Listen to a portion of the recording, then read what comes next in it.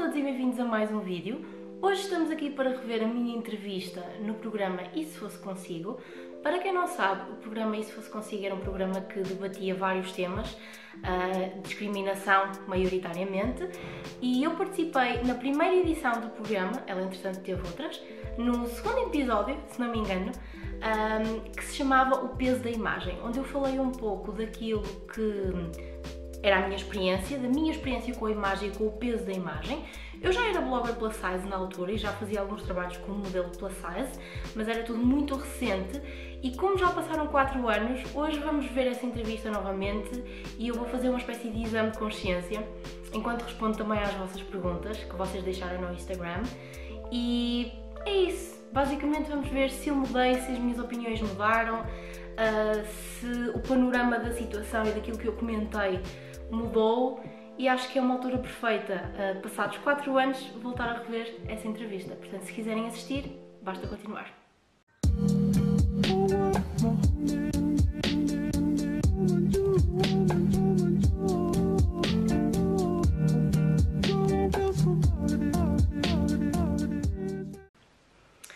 Então, eu vou assistir a entrevista através do meu telemóvel. Se vocês quiserem ver a entrevista completa, eu deixo-vos, nós temos uma entrevista alargada, eu deixo-vos aqui em baixo o link. Ele está aqui no meu canal, o vídeo está aqui no meu canal, eu na altura coloquei-o aqui e cá está. Vamos começar? O meu nome é Ana Catarina Carvalho, eu tenho 25 anos, quase, e sou autora do blog Vestígios de um Batom. Sou de Braga, sou professora de línguas e adoro aquilo que faço. Na altura eu estava a fazer 25 anos, eu ainda não estava com 25 anos. Esta entrevista foi filmada no dia 6 de novembro e eu faço anos no dia 20, portanto eu estava quase a fazer 25 e na altura eu não sabia quando é que ela ia sair, eu não havia data prevista para sair e só saiu, por causa das eleições, se não me engano, só saiu em abril. Pronto, e é isso, demorou imenso tempo a sair. Acho que sempre fui gordinha. A minha mãe é capaz de dizer que não, mas eu sempre fui mais cheinha do que os outros meninos. Não significa que fosse gordinha, mas sempre fui a mais dos outros meninos. Queria mudar, mas nunca foi aquela sede de mudança de vou mudar e vou lutar e vou transformar a minha vida em 180 graus. Eu acho que isso surgiu mais na universidade, quando decidi mesmo emagrecer, e realmente emagreci muito, emagreci 20 e tal quilos, 25 quilos aproximadamente, só que eu sabia que me olhava ao espelho e não me sentia bem, e então não me sentia confortável, havia qualquer coisa que estava mal. A primeira parte da entrevista é um bocado da minha história e eu mantenho exatamente tudo aquilo que disse ali. Fisicamente eu estava um bocado diferente, eu continuo a reconhecer-me naquela pessoa. E acredito que as minhas convicções em relação ao que ela disse neste momento são exatamente iguais. Eu continuo a manter a minha posição e posso-vos dizer que, entretanto, já estive mais magra, já estive mais gorda e sempre que perdia peso porque tinha que o fazer, porque alguém me obrigava a fazer, eu sentia exatamente a mesma coisa, portanto, em 4 anos nada mudou neste sentido, não é? Até perceber que o problema estava dentro. O problema está sempre dentro, nunca fora. Enquanto eu não aprendesse a gostar de mim por dentro, fosse qual fosse o meu tamanho, por muito que eu tivesse emagrecido 20 kg, 25 kg, eu nunca ia gostar de mim por fora se não gostasse de mim por dentro também. E eu decidi que a minha vida tinha que dar uma volta e que a minha autoestima e a minha confiança tinham que dar uma volta enorme, e decidi criar o blog não só para poder ajudar as outras pessoas, mas para me poder ajudar a mim mesma. Eu sempre gostei muito de escrever, então a ideia dos Vestígios do Batom surgiu porque eu passei por uma situação em que a minha autoestima estava muito baixa e eu decidi fundar os Vestígios de um Batom para me obrigar a mim mesma a gostar de mim mesma, percebem? Para fazer uma espécie de exercício de vamos lá, tu consegues, vá, tu consegues, e se isso puder ajudar outras pessoas, epá, melhor ainda, não é? No primeiro arranque estava cheio de medo. Estava mesmo com muito medo porque, lá está, eu tinha ouvido tanta crítica negativa ao longo dos anos que tinha medo que isso acontecesse também.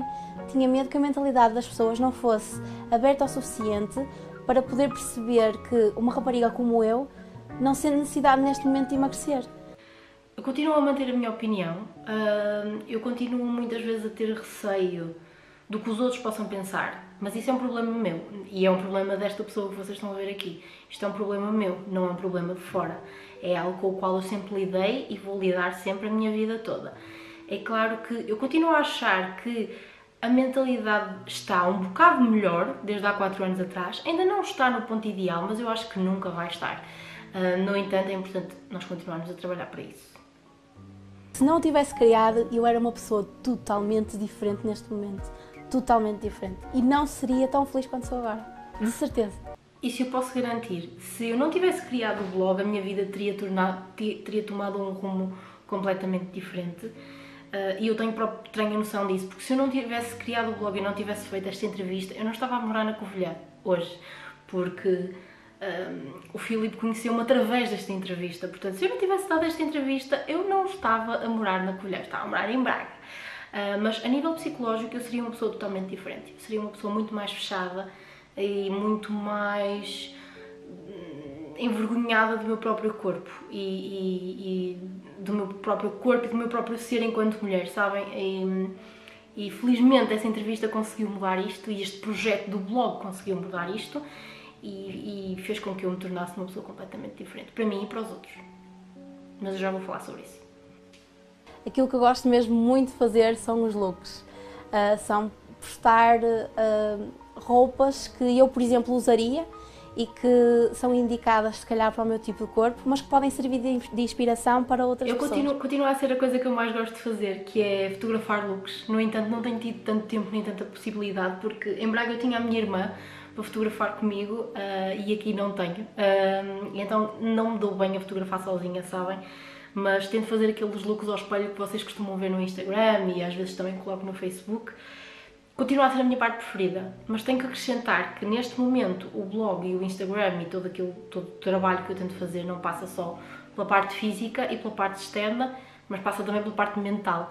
E eu assumi isso já a meio do caminho e na altura não tinha assumido, mas a partir do momento em que eu assumi a minha perturbação obsessiva compulsiva, eu passei a partilhar isso com vocês. E eu acho que isso é uma parte importante que na altura não existia, mas que agora existe. Eu acho que também há que aceitar a palavra gorda, tirando o significado, a conotação negativa da palavra. Continuo a achar que a palavra gorda tem uma conotação negativa e continuo a achar que é preciso fazer um trabalho individual e coletivo para aceitar a palavra gorda sem a conotação negativa. Ou seja, cada um dá a conotação à palavra que achar. Eu tenho que fazer um trabalho por mim mesma para não achar essa palavra negativa. Vocês têm que fazer um trabalho também para não achar outro tipo de palavras negativas. E acho que realmente é esse o caminho que toda a gente deve seguir. Abraçar o seu corpo, independentemente do tamanho, independentemente do número que vem nas calças ou do número que vem na camisola, ou do peso, ou daquilo que marca na balança. O corpo é algo que nós devemos estimar, não só pela nossa saúde física, mas pela nossa saúde mental também. Eu concordo muito com esta parte final, onde eu digo que nós devemos abraçar o nosso próprio corpo, independentemente de estarmos totalmente felizes ou não com ele. Se não estamos felizes com ele, há coisas que nós podemos fazer e se tu não estás feliz com o teu corpo, tu podes e deves fazer alguma coisa para mudar isso, desde que a mudança venha de dentro e não de fora. Portanto, eu agora que já terminei de ver a entrevista, eu agora vou responder às vossas perguntas que vocês deixaram no Instagram. E a primeira pergunta era: se fosse hoje, voltarias a fazer? Sim, se fosse hoje, eu voltaria a fazer esta entrevista, sem dúvida alguma. Desde que gravaste a entrevista, algo mudou em relação à forma como te sentes contigo mesma? Sim, mudou, porque eu comecei a sentir-me mais confiante. Eu acho que esta entrevista ajudou também a que eu sentisse que era capaz de fazer outro tipo de coisas, que era capaz de avançar realmente nesta área e de mostrar que conseguia. Portanto, em relação à forma como eu senti comigo mesma, sim, eu fiquei um bocado mais segura e menos insegura. Achas que o tema continua a ser atual na mesma medida? Ainda há muito preconceito? Sim, eu concordo que O preconceito tem diminuído, no entanto, acho que ainda há muito preconceito. Achas que as pessoas começaram a ter mais cuidado com a forma como falavam contigo depois disso? Sim, logo. E eu posso dar-vos 2 exemplos muito claros. No dia a seguir da entrevista, a entrevista foi um domingo, era feriado. Na segunda-feira, eu entrei no autocarro às 9 da manhã e toda a gente estava a comentar a entrevista. E eu sentei-me e houve uma senhora que me disse: a menina apareceu ontem na televisão, muito bem, sim, gostei muito de a ver, blá blá blá. E eu, sem saber o que fazer, não é? E era a mesma pessoa que na semana passada me tinha mandado um comentário sobre o peso, percebem? A entrevista fez com que as pessoas mudassem de opinião, mas mudassem, não de opinião, mudassem de atitude, mas não foi uma mudança de opinião imediata, só depois, quando perceberam que realmente eu sentia mesmo aquilo que disse. Com parte da minha família foi igual, eu acho que melhoraram muito o comportamento em relação ao peso por causa disso, porque eu fui capaz de fazer essa entrevista e fui capaz de me assumir enquanto aquilo que eu queria, portanto sim, mudou um bocado. Quantas vezes já mudaste de cor de cabelo entretanto? Não sei, gente, não sei mesmo, muitas. A última pergunta é uma pergunta que para mim é bastante difícil de responder e por isso é que eu deixei para o fim, porque quem me fez esta pergunta, quem me deixou esta pergunta foi o meu melhor amigo. Portanto, Pedro, a culpa é tua se eu não conseguir responder esta pergunta. E a pergunta é: compara-te contigo própria como eras há 4 anos e como és agora. O que dirias hoje se falasses com a Catarina de 2016? Eu fiquei a olhar para esta pergunta a pensar: como é que eu vou responder a isto? E a verdade é que eu, se pudesse falar com a Catarina de há 4 anos e daquela entrevista em particular, eu entrava naquele quarto e dizia assim: filha, tu achas mesmo que o percurso está, tipo, no Planalto? Sabem a curva? Pronto, do Planalto. Tu passaste tudo e agora está no Planalto. Não está. Não está. Ainda vais penar muito, ainda vais batalhar muito contigo mesmo ao espelho, ainda vais chorar muito, ainda vais comparar-te muito, infelizmente, e ainda vais criticar-te muito. O percurso que tu achas que está assim, está assim. Não é uma coisa que atingi o máximo e agora continuo a trabalhar nisto. Não. É sempre... não é linear, não é um planalto. É tipo uma montanha e tu podes ter chegado ao teu ponto máximo, mas há mais para escalar e há mais para continuar.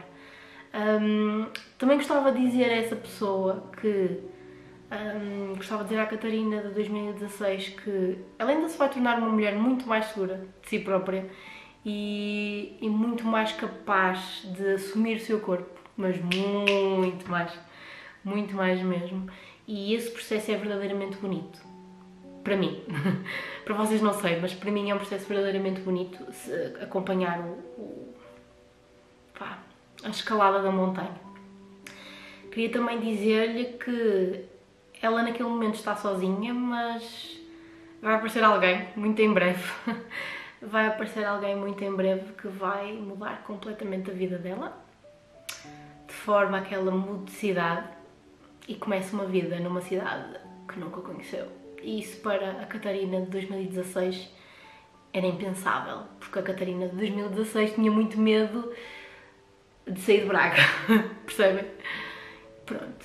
E queria também dizer-lhe que, de certa forma, estou orgulhosa dela e espero que ela perceba que evoluiu muito até à altura e eu consigo perceber que desde essa altura até agora evolui também bastante, mas preciso continuar a fazê-lo.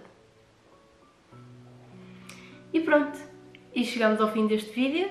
Ficou um bocadinho grande, acho eu, mas espero que tenham gostado. E vemo-nos no próximo vídeo. Digam-me aí em baixo nos comentários quem é que está cá desde a entrevista da SIC ou até antes, e digam-me se vocês viram a entrevista na altura. Um beijinho!